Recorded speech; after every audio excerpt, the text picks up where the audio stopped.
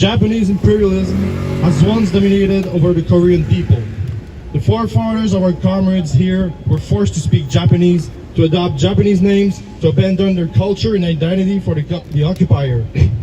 The men were used as slave labor, and the women were forced to be prostitutes for the Japanese army. For years, the Korean people endured suffering, exploitation, and underdevelopment.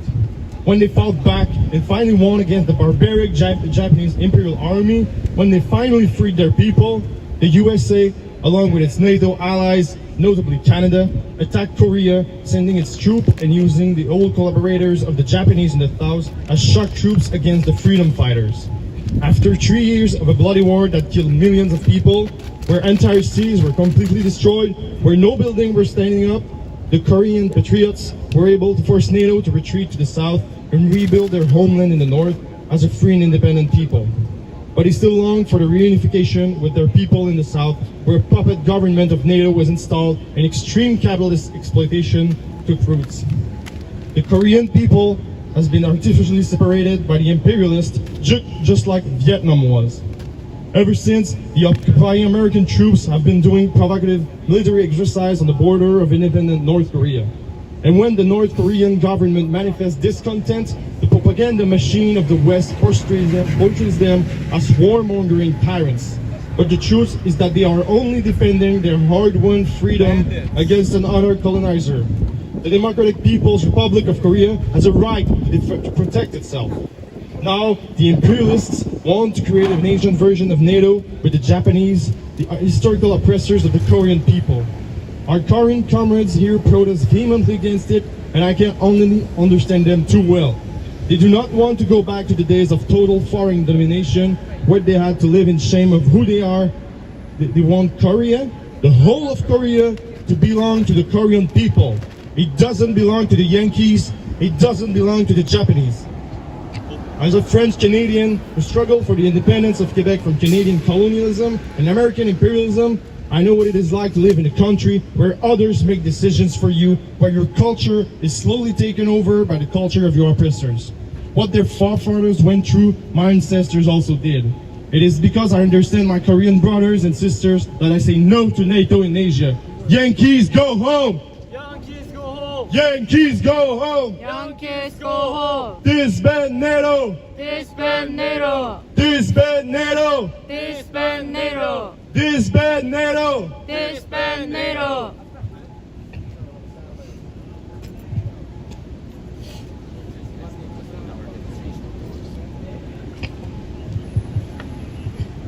The World Anti-imperialist Platform Statement on Palestine Solidarity. Long live Palestine. As the Palestinian people enter the latest phase of their 75-year struggle for freedom from genocidal Zionist occupation, the World Anti-imperialist Platform affirms its full and unconditional support for Palestine's just war of self-defense and national liberation. Today, this war has broken out into open armed conflict once more. At other times, it has been waged through peaceful means, including media campaigns, boycott, divestment, and sanctions, BDS, activities. International diplomacy, mass protest, and civil disobedience. Peaceful means have brought the Palestinian victory after victory in the court of public opinion and international law. Hundreds of resolutions passed overwhelmingly by the United Nations General Assembly have asserted their rights and drawn attention to the crimes being committed against them. Companies and charities all over the world have refused to invest in illegal settlement activities and in companies that profit from the illegal occupation. The United Nations has repeatedly called on the world to act to stop the illegal occupation and to facilitate the return of Palestinian refugees to their homes.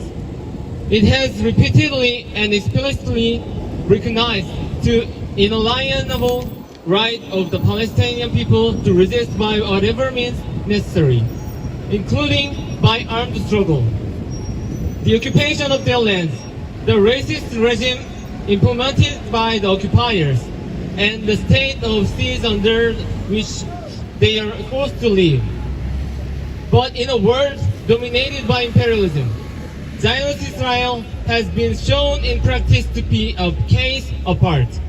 Its special status as a U.S. protectorate has been given it de facto immunity from international law, which has proved itself impotent and irrelevant in the face of imperialist power. Ignoring the will of the vast majority of humanity, Israel has been surrounded by a cushion of Western public relations spin, persistently described by corporate media as the only democracy in the Middle East, even as it breaks every norm of democracy, international law, and human decency. Given immunity by the protection of Anglo-American imperialism, the Zionists, instead of being prevented, have been actively helped in carrying out their vicious colonial project of ethnic cleansing. In removing the local population from their lands, at the point of a gun and offering them free alternatives, live, accept the status of third-class non-person slave, or die. But the Zionist colonial project came too late or for any possible long-term success. Founded in the era of national liberation, the era that was opened by the first salvos of the 1970s October Revolution in Russia, the colonizers may have begun with overwhelming firepower on their side, but they have never been close to persuading the local population to submit. While many Palestinians have indeed been dispersed around the world, the majority have remained, neither accepting their enslaved status nor meekly disappearing from the scene. Indeed, the new generation of resistance fighters, like their fathers and grandfathers before them, have made it clear they would rather die on their feet than live on their knees. With such a spirit, no matter what the vicissitudes of history, no matter what difficulties they have to overcome, the final victory of the liberation struggle is assured. The establishment of a European colonial settler outpost in the Middle East was no accident. Plans began to be formed after the British Navy switched its fuel to oil in the early years of the 20th century. Just as vast lakes of oil were found to be lying underneath the Arabian Peninsula. Zionist immigration, overseen by the British colonizers, began immediately after World War I. The formal partition of Palestine and the creation of the Jewish state of Israel in 1948 was justified by the crimes of the Nazis against European Jews and carried through on a wave of international sympathy. But the Zionists immediately launched their own genocide to cleanse the land they had been granted of Palestinian residents, and to take over all the land that had not been allocated to them in the original partition of the country. What needs to be fundamentally understood about Israel is that it is an artificial creation by imperialism. In a sense, it is not a country or a nation. It is an army base serving the interests of British and American oil monopolies, arms manufacturers, and financiers. The Europeans who settled there made a Faustian pact. They would train their children to be armed attack dogs or imperialism in the Middle East, keeping down the peoples of the entire region and helping to maintain control over their resources, in return for a privileged status over the better standard of life than that of their Arabian neighbors. Every inequality, every obscenity, every barbarity stems from this agreement. The imperialists get a cheap and highly motivated fighting force, while the media and politicians of the West can express solidarity while never admitting to involvement in or culpability for Israel's crimes. After the mockery that was made of the Palestinian Supreme Act of sacrifice during the Oslo peace process in 1993, when the combined forces of the Palestinian Liberation Organization (PLO) signed away their right to 78% of historic Palestine in return for recognition and sovereignty over the remaining 22%. It must be clear to all that only one solution now remains. By trying to take all of Palestine for themselves, the Zionists have instead ensured an end of Israel. There will be no peace in the Middle East until a single secular state of Palestine is established, one in which all are equal before the law, in which the rights of refugees to return to their homes is not merely recognized but actually implemented, and in which all racist apartheid structures and mechanisms are completely destroyed, so that Christians, Muslims, Jews, and those professing no faith are able to live together on terms of fraternity and equality. The first step towards this will be the breaking of US and British imperialist support for the fascist, supremacist, apartheid state of Israel. There must be an end to the impunity that has been granted by US imperialist protection at the United Nations and in the imperialist media. Without this imperialist protection and the bottomless pit of imperialist funding, it is clear that Israeli society would fall apart from its own inherent contradictions. We in the platform support every move in the Middle East that is tending towards the isolation and destruction of Zionist settler colonial project. The resistance to imperialist domination waged not only in Palestine, but also by the people of Iran, Lebanon, Iraq, Syria, and Yemen, have tremendously weakened the position of Israel in the region, as has the Chinese-mediated rapprochement between Iran and Saudi Arabia.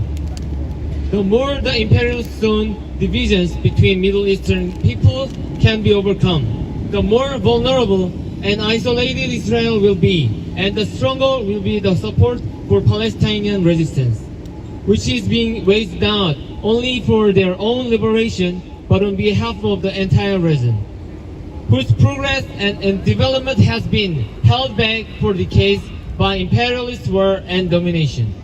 The struggle of Palestinian people against imperialist-backed genocide is a central part of the global struggle against imperialist domination. All progressive humanity must support it fully and unconditionally. Today, we hear news of the total siege being enforced against the millions of Palestinian occupants of the non-open-air prison that is the Gaza Strip. These people, displaced from their lands and homes, and hurled into the most populous few miles on the planet, are now being held without food, water, medical supplies, or electricity.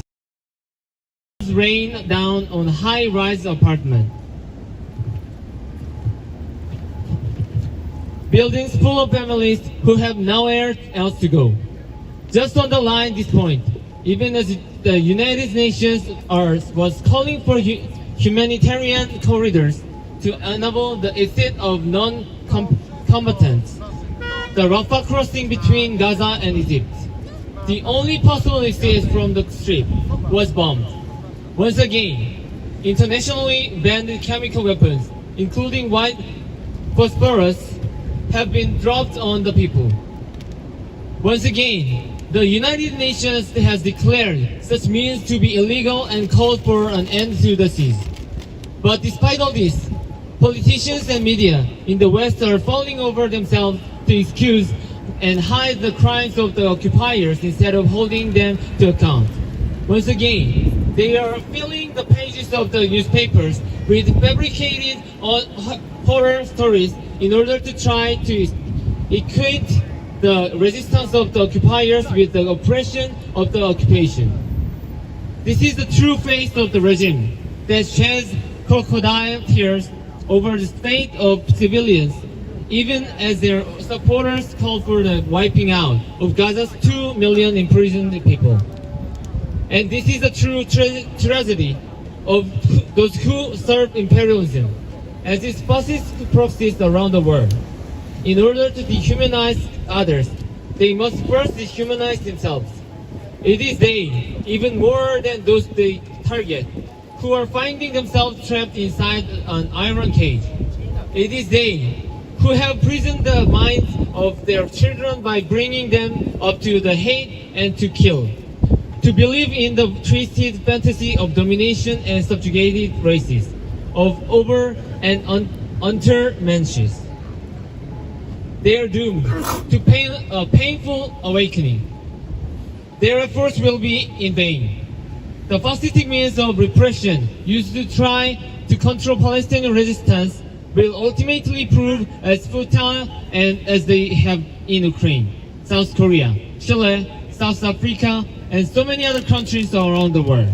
Meanwhile, it is our task as the anti-imperialists to help workers everywhere understand the true nature of this conflict and to take a stand with the oppressed, whose fight is an integral part of the fight of all humanity to end the barbaric system of capitalist imperialism for good.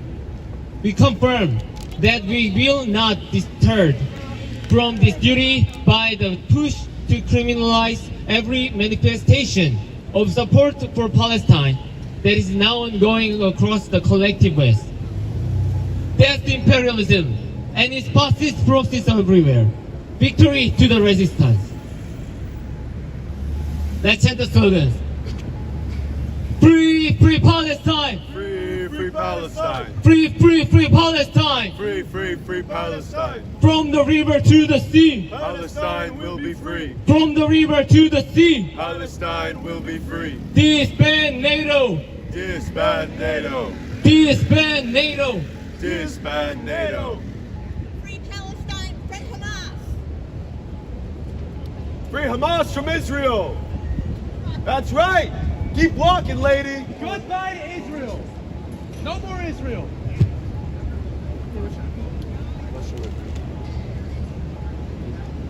We watch every day as hundreds of billions of our tax dollars are stolen from us by these European elites. These European elites who come to our cities, block up our roads, And tell us that we cannot demonstrate against them. Let me have the wired one. Wires. Hey, you. The wire.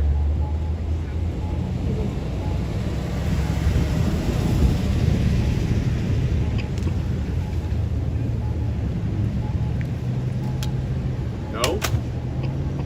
Hello.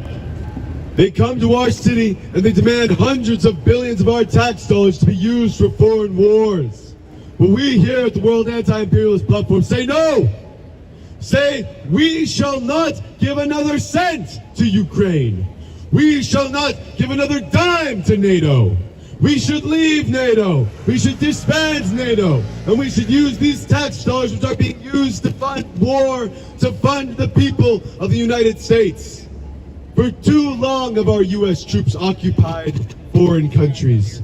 For too long have our troops died in vain for the continuation of the neoconservative line. For too long have our troops died for nothing, who have come home in boxes for nothing. And now we have found a way around it. Instead of sending U.S. troops to die, we send Slavic troops to die. Ukrainian troops into the meat grinder that is the Ukrainian front. We say no. We say NATO is a criminal terrorist organization that serves nobody but the elite. They serve nobody but the ones who make a mockery of us American workers. They serve nobody but themselves. While our police officers are being defunded, while our tax programs are being increased on the lowest percentage of Americans, all of this all of this degrowth that is going on in our country, the depaving of roads, the decline of our transportation infrastructure, they say we must send more money. $100 billion more, they say. Have they not given enough? $175 billion for the Ukrainian army to fight a war against Russia. $175 billion going to the Nazi regime that is Zelensky's. $175 billion that is going to the deaths of Slavic brothers. That is what is going on. And yet they still demand more. They still demand more of the American taxpayer. They still demand more of our people, our hard-working American people, and they do it, and they keep doing it, and they give this money not to the Ukrainian military, not to fight against Russia, but they give it to the people in the highest power structures, the oligarchs of Ukraine, the oligarchs of America, the oligarchs of Europe. These are the people who are taking our money, not the poorest Ukrainians who want to fight for their land. No, not at all. They don't care whether they're ruled by Russia or Ukraine, because they know they'll be exploited either way. But you know what we do? We continue to pump hundreds and hundreds of billions of dollars into it. And we think that this will somehow make Russia not want to invade Europe. Right. Well, after they bleed us of our money, what money will we have to fight a war? What money will we have to fight in a foreign invasion? We are trying to build a three-front war. One in Israel, one in Taiwan, and one in the Ukraine. I do not stand for it. I do not stand for it at all. I stand for our American troops to stay here, to resist imperialism, to resist the continuation of the U.S. empire, because that's what it is. It is a U.S. empire that has profited off the lives of the disavowed, that has profited off the lives of the unestablished, that has profited off the lives of the dehumanized. They call the Russians orcs. And yet, half of American people don't even know what a Russian person looks like, don't even know what a Russian person sounds like. They don't even ask. They don't even realize that they're human too. These are not aliens invading. These are humans fighting humans and dying for nothing but land. And yet we continue to fund it. Hundreds of billions of dollars Sleepy Joe sends over there. Hundreds of billions of dollars that our idiotic, hypocritical government sends over there. While our streets suffer. Will we fine our own American taxpayers for using bus lanes? Is this what we do? We complain in every hierarchy of government that we don't have enough money for this social program, that we don't have enough money for that social program, that we don't even have enough money to fund our own police offices while our country is struggling with fentanyl overdoses around the border. We cannot even defend our own borders from the Mexican cartels coming in and sending drugs to our most inner city communities, killing the black children of the United States, killing the Mexican children of the United States, killing the white children of the United States. And yet, we still send more and more money is being sent to Ukraine every single day. More and more money is being sent to Israel every day. And more people are dying every single day. You watch as these European elites run through your pockets. You watch as we create our own system of imperialism. I do not stand for it. I do not believe that our founding fathers would have standed for it. I don't believe that our founding fathers would have stood for any of this that's going on. Our founding fathers avowed that they would not engage in the politics of Europe. And yet, after World War II, we think it's our business. We think it's our number one job to keep Europeans safe. Well, you know what? I don't care about Europeans. I don't care about these elite Europeans who come into our city with their tight pants and their nice suits. I don't care about them at all. I care about the American people who are struggling not 2 blocks down. The American people who are homeless not 2 blocks down. And yet we continue to fund war. Yet we continue to fund imperialism. Yet we continue to fund these massive organizations that steal from us every single day. We as Americans must take a stand. We as Americans must fight. But we must not fight in Ukraine. We must not fight in Taiwan. We must not fight in Israel. These are not American states. These are not even American territories.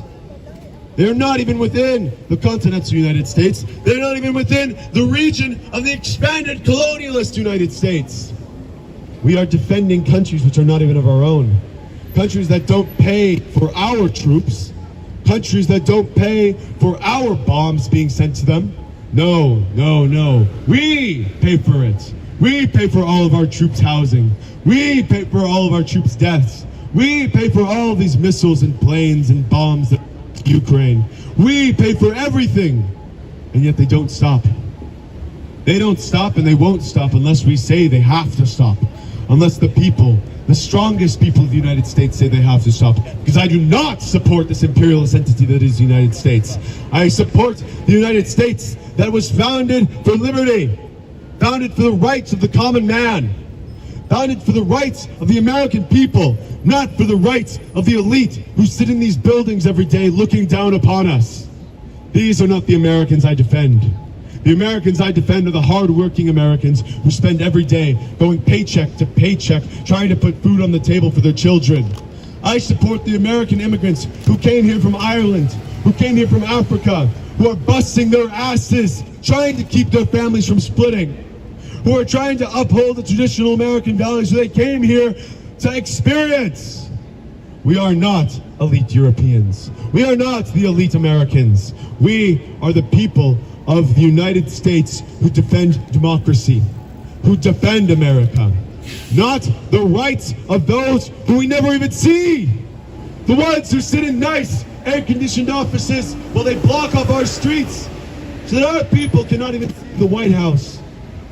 The White House, which is supposed to house the very kernel of our democracy. The White House, which is supposed to house our president. The White House, which does not house our president anymore. The White House houses a man who has no idea who he is, what he stands for, what he will do, and what he could have done. He has no idea. He's a dementia-ridden geriatric loser who sits up there and takes his afternoon nap and takes his afternoon tea and snorts cocaine with Zelensky. That's who we are defending. That's who we are upholding. Biden does not represent the American people. Trump does not represent the American people. The workers represent the American people. The anti-imperialists represent the American people. Those who block up our streets, who cut off our ways to work, who stop us from doing our day-to-day activities, they are not Americans. They have forfeited the right to call themselves Americans. They have forfeited the right to call themselves human. They are nothing but shells. They are nothing but shells and shills. That's who they are. And yet, they continue to lie. Every day they lie. Every day they try to confront us with verified facts that they say are true. But you know what? In this day and age, how can we tell what is true, what is false? There is no way anymore. The mass media has lied to us. The mass media has detained us. And the mass media will continue to detain us and lie to us unless we take a stand against it. Unless we take a stand against these people who are plaguing our American workers. Unless we take a stand against these people in the Oval Office who steal our money. Unless we take a stand against the imperialists who come to our city, demand our tax dollars, and block off our roads. These are not the Americans I want to represent us. These are the Americans who are the servants of the crony capitalist system that is the United States. They have destroyed what it means to be an American. They have destroyed what it means to be a free, democratic servant. They are nothing anymore. They are husks. They are husks who value nothing more than the money going into their pockets. They are husks who do nothing but demand the American people to give them their money. They are husks, and yet they cause internal division, internal strife by pitting us against each other, by pitting the gays and the straights, by pitting the blacks and the whites against each other. But in reality, we know that we are workers, that we are strong, that we are Americans. And when these Europeans come to beg for our money, when these Europeans tell us that they need our money, I'm telling you that we say no. I'm telling you that we must bring our troops back from South Korea. I'm telling you that we must bring our troops back from Japan. I'm telling you that we must bring our troops back from Europe. Because these troops should not be there to defend Europe. These troops should be there to defend America. Because when they signed up for the military, they thought that they were signing up to defend democracy. And there is no democracy in Europe. There is no democracy where our U.S. troops stand. There is no democracy where our U.S. troops occupy. There's a funny little amendment in our United States Constitution, a funny little amendment that says we shall not quarter troops. You know what it is that we do? We quarter troops everywhere. We quarter troops around the world. We quarter troops in Japan. We quarter troops in Ukraine. We quarter troops in Europe. We quarter troops in Israel. We quarter troops everywhere in the world except America. Our borders are being destroyed. The Mexican cartels are sending drugs into our country every day, and yet we cannot even stop it. We cannot even grapple with the effect that the fentanyl addictions have played on us as Americans. We cannot, because all of our money, all of the money that could be used to serve the American people is being used to serve the European elites. It is being used to serve the American elites. Men such as Mark Zuckerberg, men such as Bill Gates, men such as the Rothschilds, men who are not men, men who are but a fractured catalyst of what they formerly were. They are nothing anymore. They are nothing except pawns for the imperialist entity that is the United States. They are nothing but pawns. But these pawns are crooked. These pawns are broken. These pawns must not remain on the board anymore. My friends, if you're familiar with the game of chess, you must know that it is not the pawns who dictate our lives, but it is the queen. It is the queen and the king who determine our lives. And you know what? A famous American named Huey Long said that every man is a king. Every man and woman in this American entity is a king. Every worker is a king. And yet, we have lost this. We have forgotten this. We are no longer kings. I say that we must disband NATO. Disband NATO! Disband NATO. Disband NATO! Disband NATO. Disband NATO! Disband NATO.